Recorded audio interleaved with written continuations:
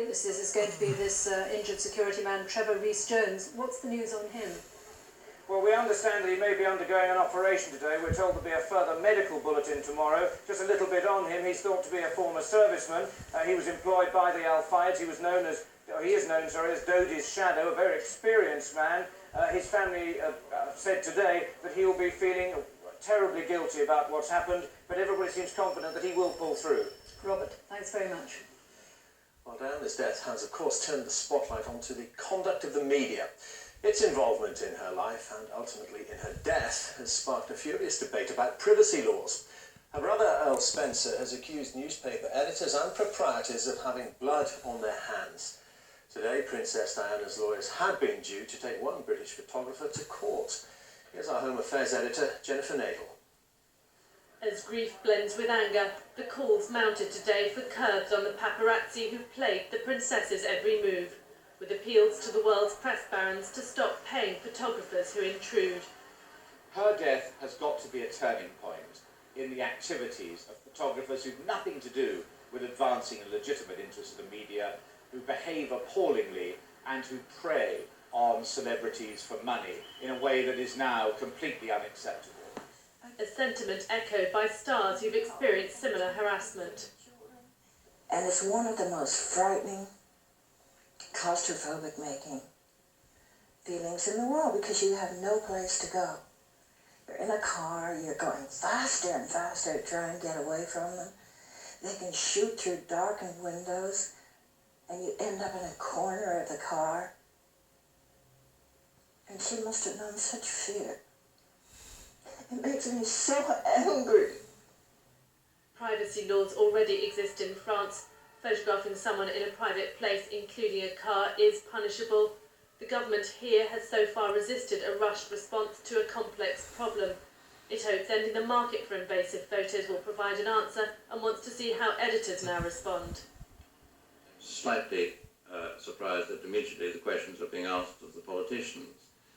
In the first instance, the questions have to be asked of the press and of the editors, and I think that they have to consider their recent behaviour and to what extent that may have made a contribution, and we will watch with care and with attention what answers they give before we consider what might be appropriate for us to say. Ironically, the princess's lawyers had been due today to make permanent a temporary injunction against this British paparazzo, whom the princess said had trailed her and her sons for 6 months. Hello magazine announced a short time ago that it was pulping its latest edition, which contained pictures of the princess and Dodi Al-Fayed. Others argue such photos are of legitimate interest. She was the mother of the future king.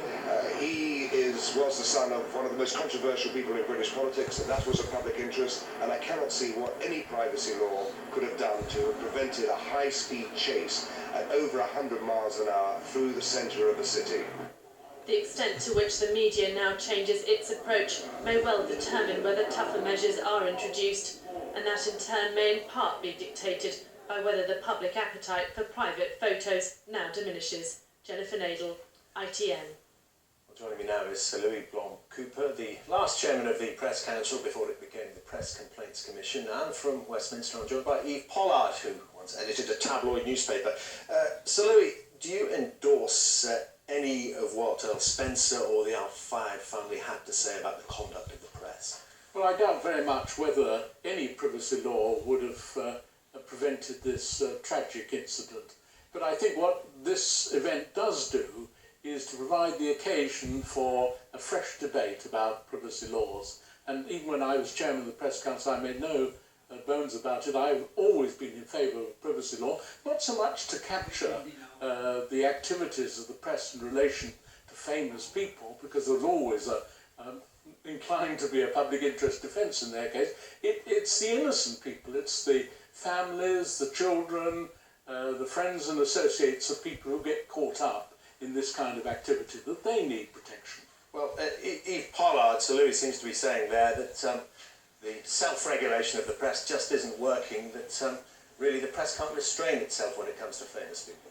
Well, I think the problem here is that circulations do go up when pictures of Princess Diana, for example, and Dodi Fayed were printed a couple of weeks ago.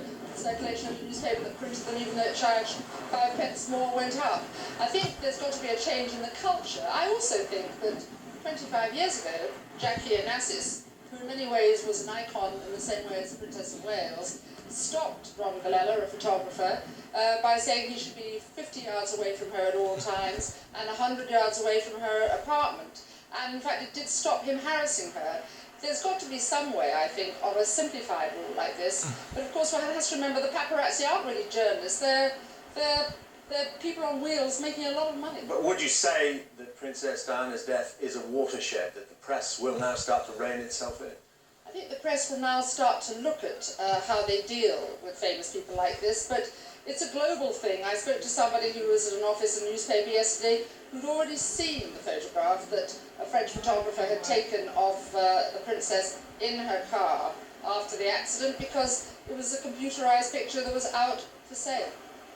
Well, Sir Louis, it does seem, doesn't it, that with these huge commercial pressures on all elements of the media now, that somehow, somewhere, pictures like that will surface, money has to be made, circulations have to go up, editors lose their jobs if they don't. Well, this has always been the problem, whether commercialism should triumph over journalistic ethics. And I think most people have come to the view in recent times is that there must be some limit to the extent to which commercialism will triumph.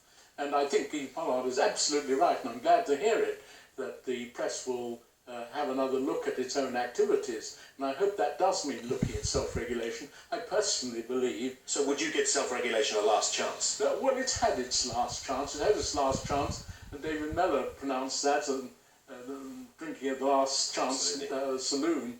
That's 6-7 years ago, more. And the fact of the matter is that self-regulation is actually an impossibility.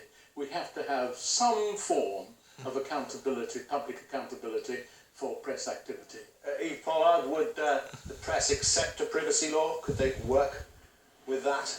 Well, I think there are certain privacy laws, of course, they'd be unwilling to accept because, of course, it's very hard to track crooks, thieves, as we've discovered in this country. I think that taking care of the paparazzi might be something that some of them might accept. And, of course, the curious thing about this whole thing is the person who was most followed and most pursued is Diana. And in some ways, of course, this will all calm down because, sadly, she's no longer with us. The next icon, of course, will be Prince William. And it's for him we have to think about how the press negotiates the future and how it deals with famous people in the future. Indeed, on that thought, we must end the interview. Eve Pollard, Sir Louis Blanc-Cooper, thank you both very much indeed. There was silence today at the start of a major international gathering to discuss a global landmines treaty in Oslo. Representatives from 100 countries paid their respects to the princess who had campaigned so hard for a worldwide ban. Back here in Westminster, it was quiet too. Our political correspondent Jackie Ashley reports. As a mark of his respect, the Prime Minister cancelled his day's engagements and stayed at Chequers, where he's being kept in touch with arrangements for the funeral. He had favoured Saturday, a day when most people are not working, and the ceremony planned for Westminster Abbey will be the major public commemoration he'd called for. Among politicians today, there's a growing demand for a living memorial to Princess Diana. I think it's obviously going to take some time to work out the details of the best way of creating what I would call a living memorial to her, but I hope that it will reflect the energy and vibrancy that she brought to her work in so many different areas of life. Others had a different idea for a memorial. As she had been brought to her death, and others had, by the press, it would be fitting if the press, who have made millions out of her, were to set up a trust to